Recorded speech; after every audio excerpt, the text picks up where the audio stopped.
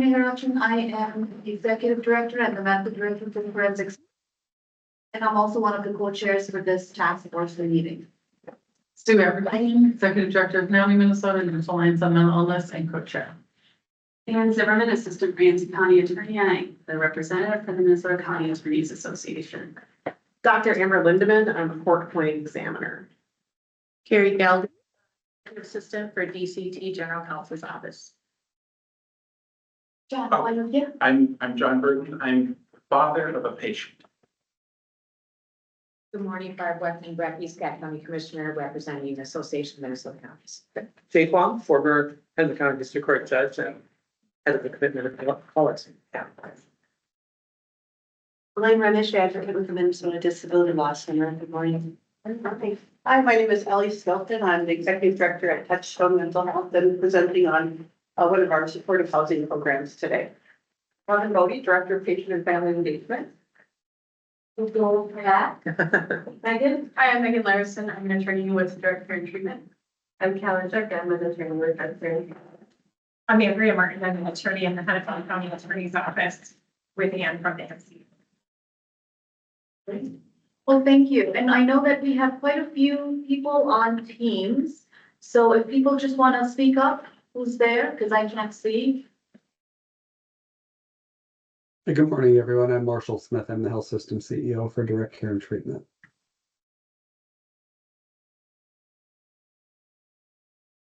Good morning, everybody. I am Lisa Harrison Handler. I'm the Ombudsman for Mental Health and Developmental Disabilities. Good morning. I'm Sheila Novak. My son was a patient at St. Peter for about 12 years, 13 years. He was provisionally discharged a couple years ago and is living at Valley View, which is an assisted living program in Jordan, Minnesota.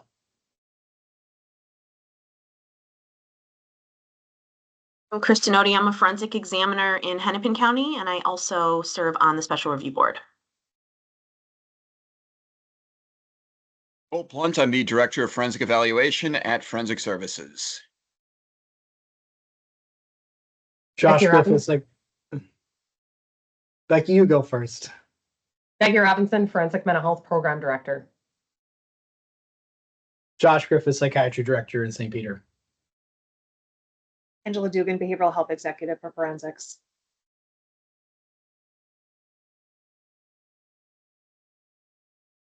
Okay. Sounds like that was all from the virtual land. And then we have Cassie. Hi, I'm Cassie Sassenberg, Health and Human Services Director at Nicollet County and representing MAXA. Thank you all for being here. Like I said, we have a last minute addition.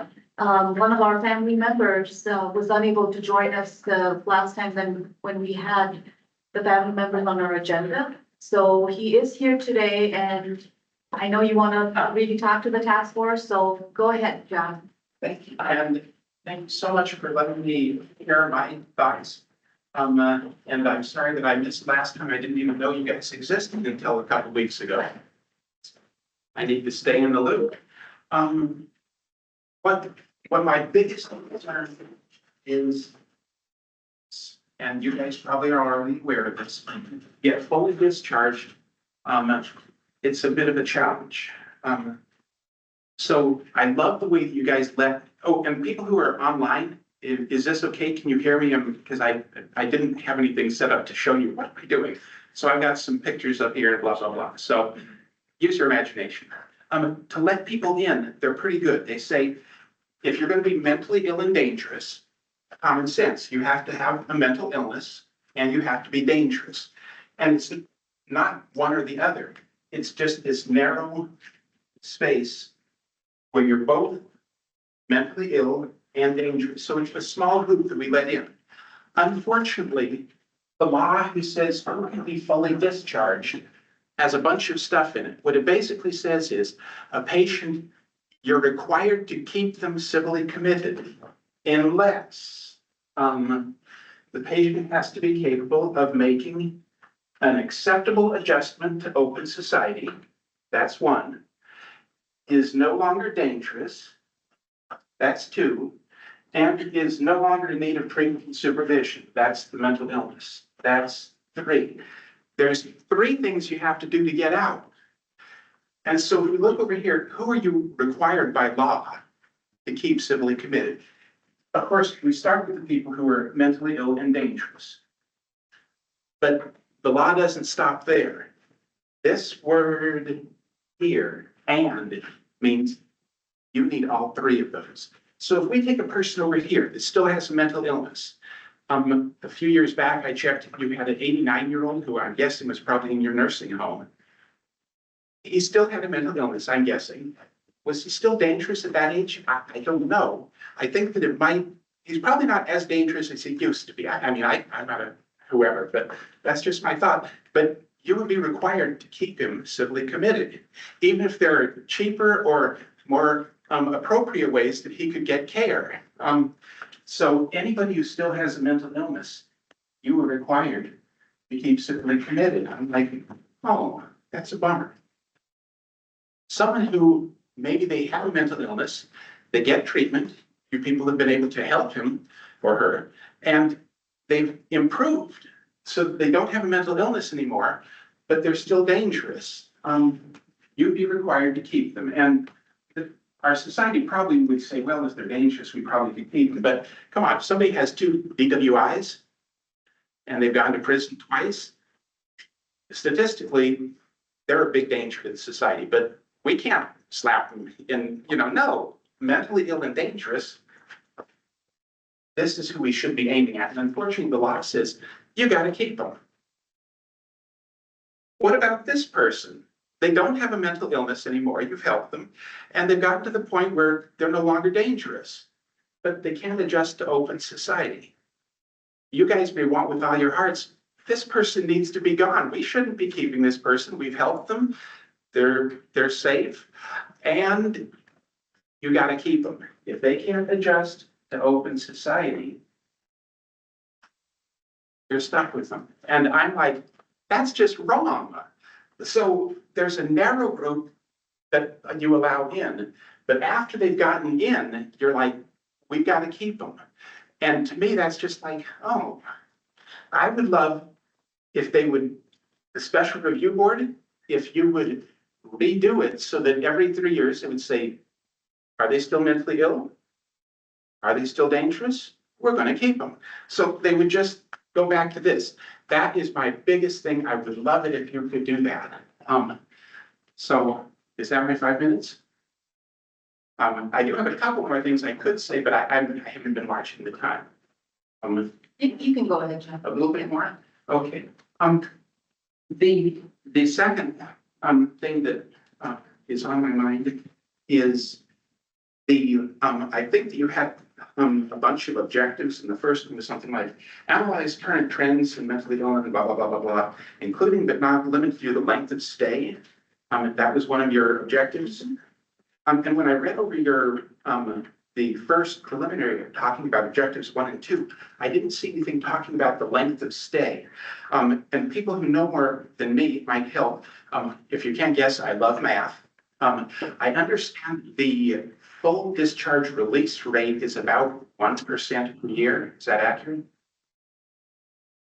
Because I saw 3 years of data and they released 3 people and 7 people and 5 people. Full discharge. So you're talking about Full discharge. Now, I'm still counting people provisionally discharged as being civilly committed. Is that accurate? They are, but they are living in the community. They are living in the community under civil commitment. Yes. Yes, so I'm talking about all the civil committed people, and I think we have around 500. Is that accurate? Yeah. Okay, so the 3 years that I saw, 375 averages 5 people per year. That's 1%. Yep. Is that pretty accurate? Yes. Okay. If we had a certain population and you released 1% per year, it would be a geometric distribution. And to find what's the average length of stay for a geometric distribution, you take the reciprocal of the rate. So 1 divided by 1%, 100 years. Now, obviously, we don't keep our patients civilly committed for 100 years because unfortunately, there is another way out of civil commitment. That's to die. And so unfortunately, the way that the law is set up, the way that they force you to keep people, most people are going to die in civil commitment. And that that makes me very sad. And my son, he made some bad choices when he was a teenager, and they were gonna send him off to juvie, and he was like, yeah, that seems like it, I want to avoid that. He lied. He said he heard voices. He wanted to be civilly committed rather than go to juvie. We were dumb, and his parents were like, oh, that sounds like it might be helpful. That sounds great. He's still there. He's 30, he's 34 now. And you've got to keep him. I get it, but it's like, yeah, and it just makes me very sad. I wish that the community as a whole, I wish that everybody knew, if you get civilly committed as mentally ill and dangerous, they're required to keep you probably till you die. And if we had known that, if he had known that, we would have said, wait, we'll take juvie. We'll take option A. So that's my story, and that's what I have to share. Thank you so much for your time. Thank you so much. Appreciate it. And thank you for talking prepared with all your graphs. That's very helpful. So last time we talked about what are some options that are available. I am a fan, especially of Rising Cedars, and I've seen and talked to people who really were quite successful there despite being in and out of state hospitals, jails, prison, all sorts of things. So we thought it might be helpful. Thank you. To have Ellie come and just kind of share a little bit more about the programs that they've run that could be some good options for people leaving the security hospital. Great, thanks for having me. My name's Ellie Skelton. I've been working in the behavioral health field since the 90s, and I've worked mainly with adults with serious and persistent mental illness. Certainly worked with a number of people that had that MI&D designation when I was working at Reentry House and South Metro Human Services. And have been at Touchstone Mental Health for the last 8.5 to 9 years. I was also executive director of the Wayside Recovery Center for Women, and with family treatment services there. So I've been around the behavioral health field quite a long time. Rising Cedar is one of our supportive housing programs where we're on site 24/7, and we have a couple in development right now.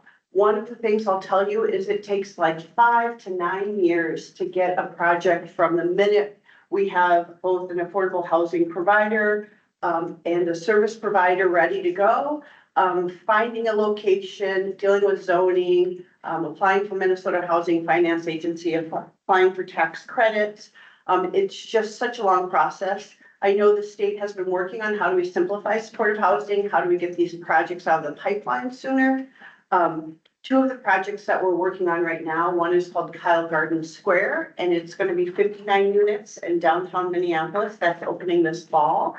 And that's with Alliance Housing, and we'll be on site 24/7 there. That project has been in the works for 8 years, and we're hoping to open up in November. The other project we're working on, which actually is going to have a third of the project coming from folks leaving intensive residential treatment services, is with Aon, and the name of the program is called Exodus, and that is going to be 72 units, and that's in downtown Minneapolis as well.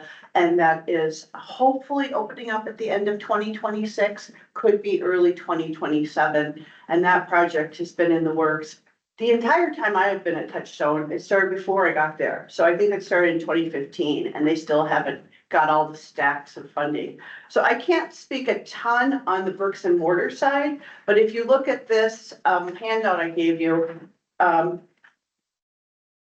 fourth bullet down is, this was a cheap project now, considering it cost about $12 million to build in 2012, and it has low income tax credits, City of Minneapolis Affordable Housing Trust Fund, Nonprofit Administration Fund, the Affordable Housing Incentive Fund, the Federal Home Loan Bank, Heading Home Minnesota Partner Fund, Enterprise Green Communities, State of Minnesota Deed Containment Cleanup Program, and the Hennepin County Environmental Response Fund. And then we had to raise about $2 million in addition to those projects. So it just stacking that affordable housing is really, it takes a lot.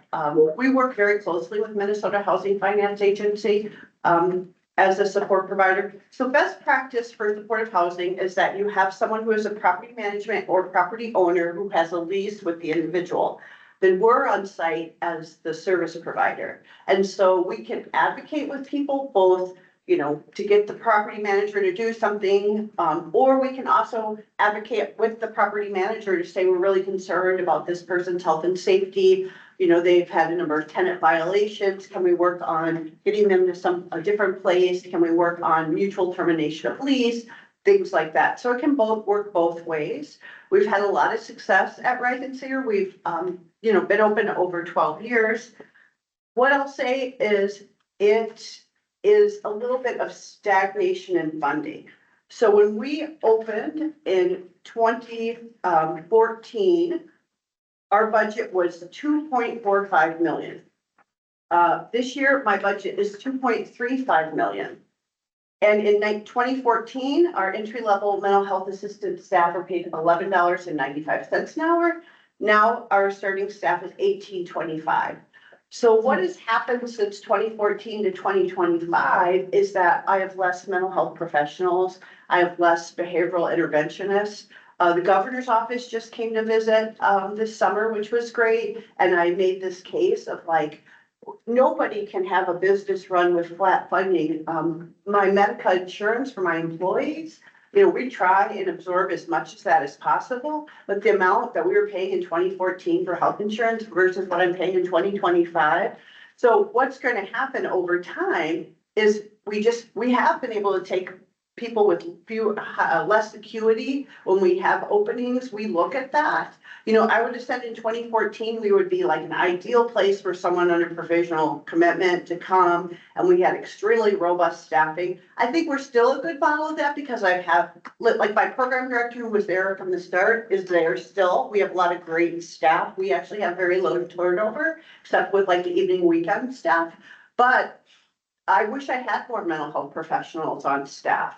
I've had to cut nursing over the years, so I do think it's a good model. And I also want to give you the real deal of like, you know, having $100,000 less for my annual budget than I had 10 years ago isn't ideal in terms of what's the trajectory of how do we can keep the program funded. So when we started, I don't have to explain waivers, right? Okay. Okay, so, you know, we've always provided waivered services. In the beginning, we did customized living.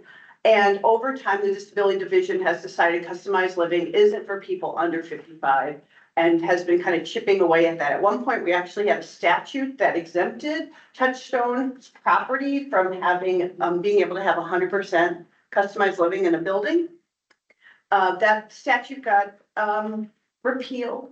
And so we did work with the division to go to a new service called ICS, Integrated Community Support. So right now, about a third of the people in our building are still in customized living. And as their waivers come up for renewal, they transition over to ICS.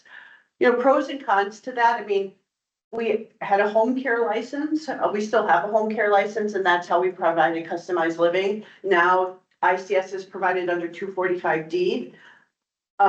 My personal opinion about ICS is that, you know, we're still in the early days of that service and it was meant for maximum flexibility. I think it needs more guardrails. I think it needs more, you know, I hate to even say this, more rules about how you provide ICS and what the documentation looks like. I think we're going to go through some ugly few years here as we go, you know, as people have 245, or, you know, as you guys complaints, as we have 245D licensing visits go out and look at those programs. We're trying to hold ourselves to a very high level of scrutiny in terms of how we do documentation daily, but there's not a lot in the regs for like how you do ICS. So I can see us having some, and it's growing. The ICS service is growing quite a bit. So and you're not required to be on site 24/7 for ICS. So you can get as little as 15 minutes a day on a service agreement to a 24-hour service agreement. So that's a decide just as you're thinking about like, how could we, you know, develop more of these programs. ICS is our current only way to get 24-hour payment through the waivered system. And so that is the mechanism that we're using. It's also difficult. They don't want more than 25% of a building to have ICS in it unless you get special approval. They don't want it to be a setting that isolates people. And our programs have never been isolated. People are engaged in the community, they're working, they're volunteering, they're going to CSPs. We have a fitness center on site, we have programming on site. Some people take advantage of every program we have. They go to the art therapy, the music therapy, the horticulture therapy, they're going to every group we have. And there's people that don't participate in any of that because it's person-centered, what you want to make it. You know, people work part-time at the Cub down the street. We have nursing where eyes on everybody every day. We do hold most people's medications. Medication noncompliance is like the #1 reason people end up in the hospital. So we want to make sure people are taking their meds. Our nurses can provide IMs. We recently, with the change from customized living to ICS, are getting rid of the food program. So we used to provide meals. Yeah, it's kind of a bummer because that was really helpful for folks. But so we're working individually with people, taking people to the grocery store, doing meal planning. We were able to transition all of our food service staff to working with people individually in their apartments. But we do have some concerns about some of our longer term tenants that it's going to be a challenge.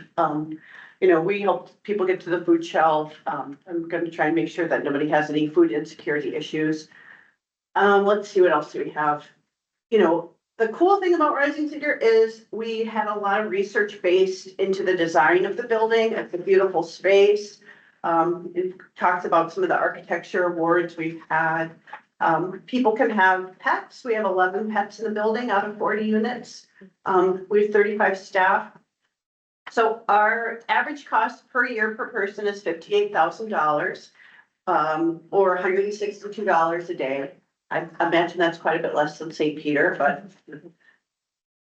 And we have, you know, in general, have very high satisfaction from folks who live there. People, you know, wait years to get in.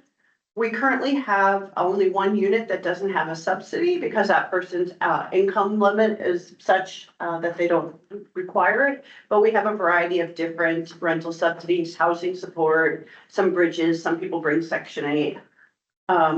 You know, the unit breakdown, depending on the funding source, some of the folks were required to take from experiencing homelessness.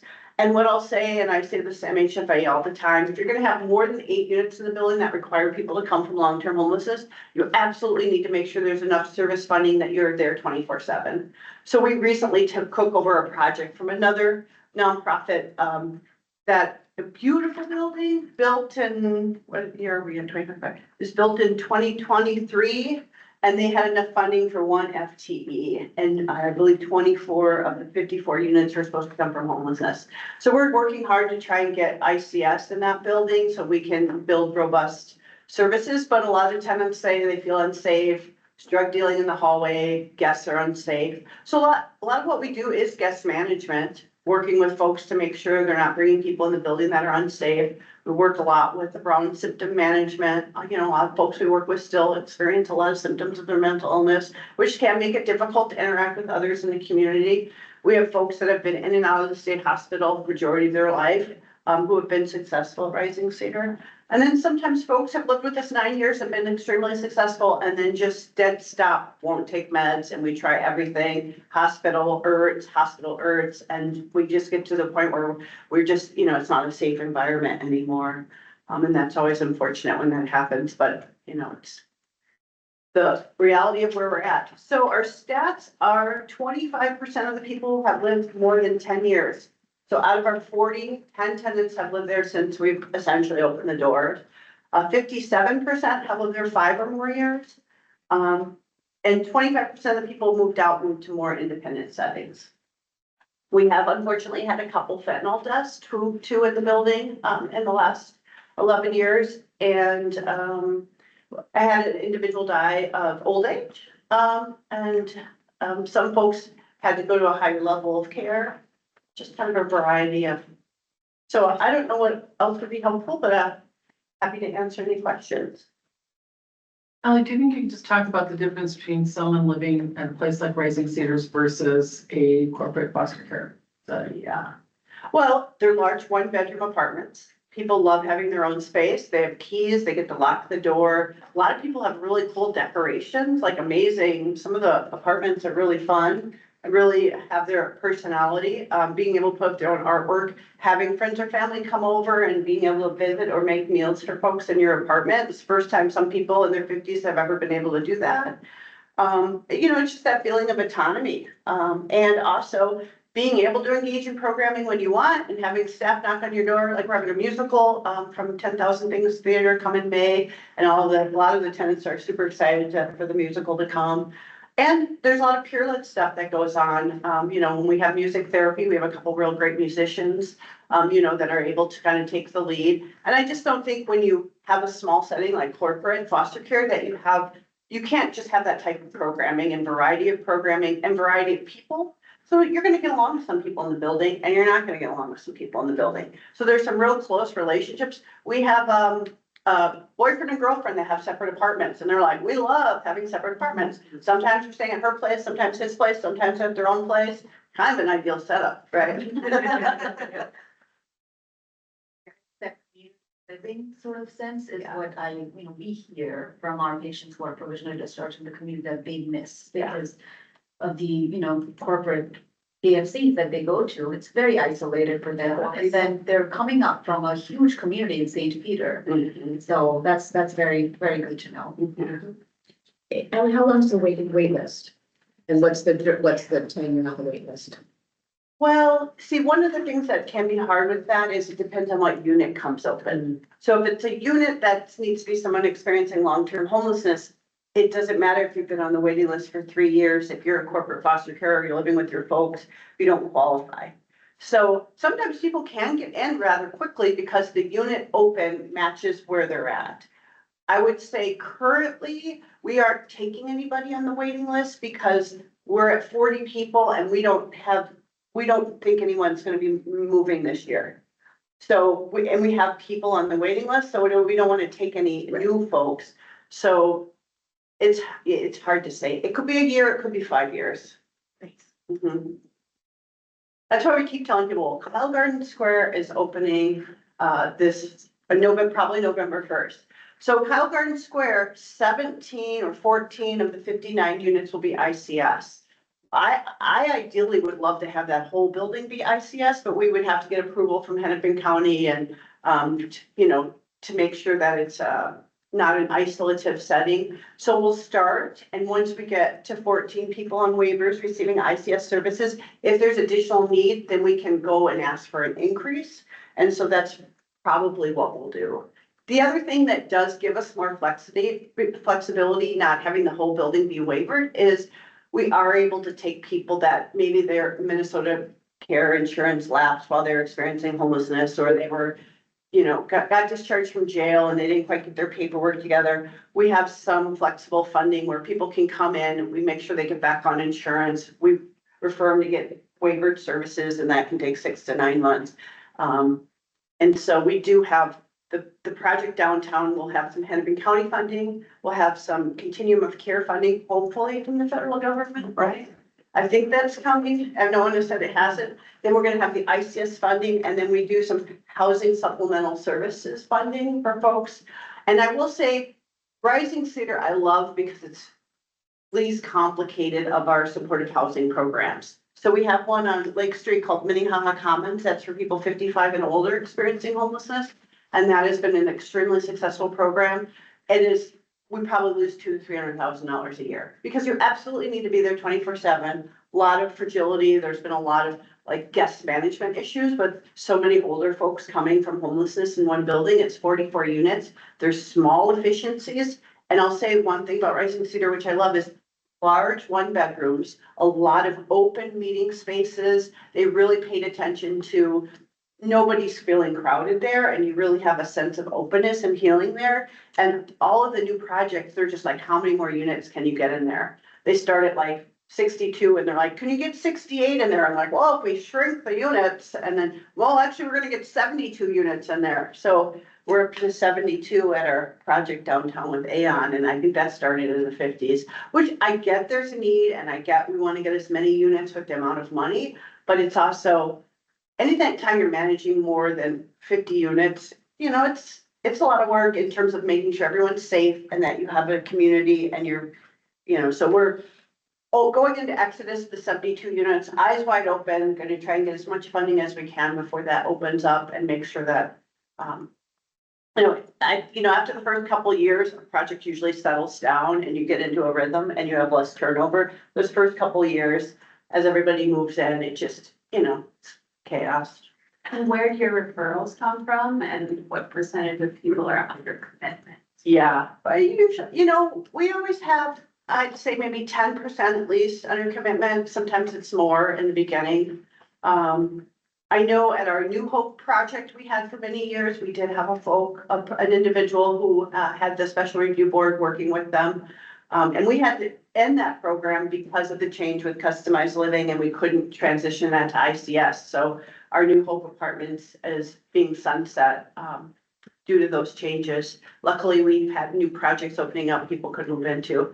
A lot of Hennepin County case managers, waiver case managers, family members, individuals themselves, even just stopping in, friends of our tenants. People hear about us all kinds of ways. And do they have to have an SPMI or some kind of diagnostic? Depends on the project and the funding. So at Rising Cedar, you need to be on a waiver. And so you need to have a diagnosis of mental illness. And I don't know, I know they were looking at changing some of the caddy waiver rules for next session. Well, this session. So just being homeless doesn't qualify anymore. Would it qualify? Do you qualify if you're at St. Peter or on your special review board? Does that make you eligible for the waiver? I was like, you should put that in statute, that you're eligible for a caddy waiver if you're exiting with a provisional discharge. Yep, I think we have. Yeah. Most of our provisional discharges are either on a CABI waiver or the elderly services waiver. Perfect. Yeah. And ironically, the elderly waiver, you can't provide ICS services. No, it's very limited. Yeah. So we take people on customized living at Minnehaha Commons, if you're 55, but I wonder if you'd consider homeless though. And probably not. So, yeah, it's probably, yeah. I think a barrier would be until you have more beds on the wait list, because when we petition the review board for discharge, we have to have placement or at least them saying like, we anticipate we're gonna have that opening for this person in 60 days or 90 days. Well, if you have people ready, Kyle Garden Square opening up November 1st, we haven't even opened the waiting list. So, and we'll be obviously on site 24/7. So, I think that would be, definitely and not all those units have to come from homelessness. So How many units was that given? Kyle Garden Square, 59. I think the frustrating thing is Rising Cedars really does work. I've been there. It's beautiful. They planned out where the sun comes in. Yeah. And the colors, and everything was really planned to be therapeutic and, and beautiful. And it's just frustrating that the legislature and the department was like, well, no, we don't want to do it this way because then it's institutional.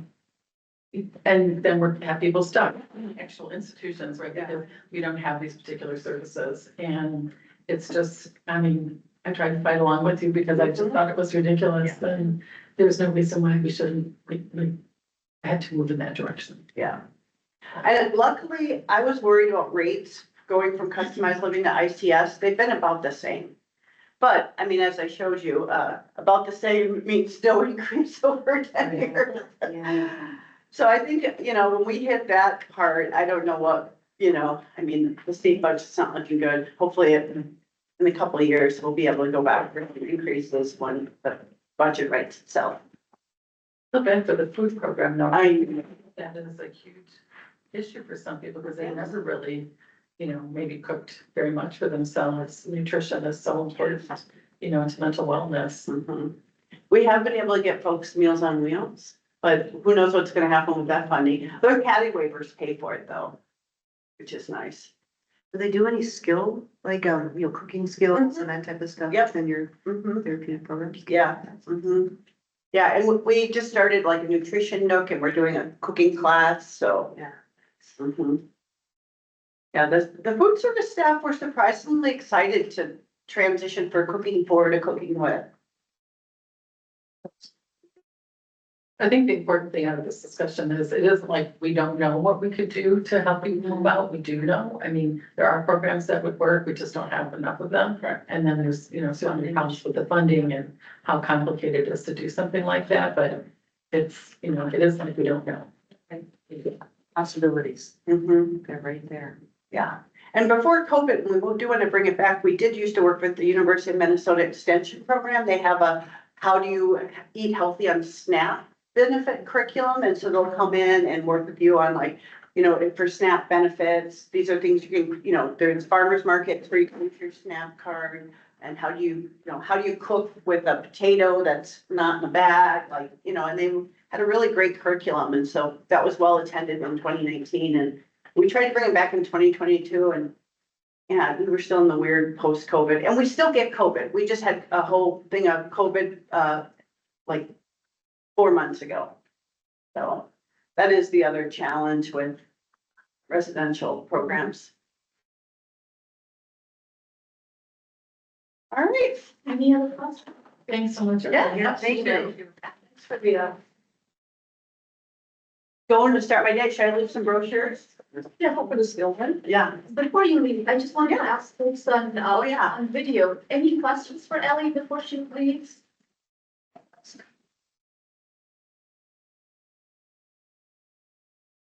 Okay, no, thank you. Thank you. Thank you for your time. Absolutely. Okay, so now is the time that we break out for our individual work groups. Objectives 3 and 4 will be meeting, Carrie, in this room or the other? Yeah, this room, okay. Yep. So objectives 3 and 4, who are, I'll just name the names that I have them here. So it's myself, Elaine, Ginny, Cassie Sassenberg, Megan. And then Dr. Griffiths, Blunt, and Dr. Dugan. And then we have objective 7, and we also piled up objective 9 to that work group. So objective 9 really is looking at making statutory recommendations for. Yeah, you evaluate and make statutory and funding recommendations for the voluntary return of individuals civilly committed as mentally ill and dangerous to community facilities. Yeah. That's the last objective, objective 9. And then the people in that group, I think you probably want to know objectives. It's Robin, and then we have Dr. Heath, Dr. Adi, and Mike Bigelow, Dr. Lindeman, and I don't see anyone else. Is there anyone? I think Dr. Mom is also there. Cassie was in that. I think Commissioner Wickman and I both moved to 7 and 7 9. and 9, okay, that's fine, we'll make that adjustment on our end. Okay, so anyone confused about their assignments here? Judge Plum, you have an option, you either can join me in this room for objectives 3 and 4, which is against a lot of statutory recommendations, or objectives 7 and 9. You can share. I'll be with you. Okay. Sounds good. And 9's a lot of statutory too. There is, yeah, so we'll all, the hope is that all of us, once we're done with our individual work, we'll come together in the larger task force and then talk about our next revision. Dr. Heath is online with Dr. Ott for 7 and 9. Yes, Dr. Heath and Dr. Ott is for 7 and 9. Okay. Oh my goodness, how are you so meeting with them? Yeah, so if they go to the other room, the difficulty would be how to get them online. You want to make me call them so I can just do it through my computer. Should I send it to you? Yeah. Yeah, okay, that sounds good. As long as I can plug in for me. And can I go to 7 and 9, please? Did you say that again? Sorry. Can I go to 7 and 9, please? 7 and 9, okay. Thank you. Sure, just, oh, Karen. Yes, All right. I'll send a separate meeting invite to 7 and 9. Yes, can you carry me? I mean, I could. You might be sorely mistaken about probably do that long. I was already jumping on it. I got you.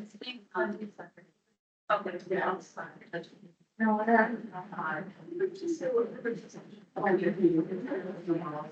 Yeah. Okay. Oh, there. I'll just send you a separate invite for you access. I have. But, you know, I grab this from. Those are the presentation. Very good. Well, we're pretty ready. You can go to both if you want.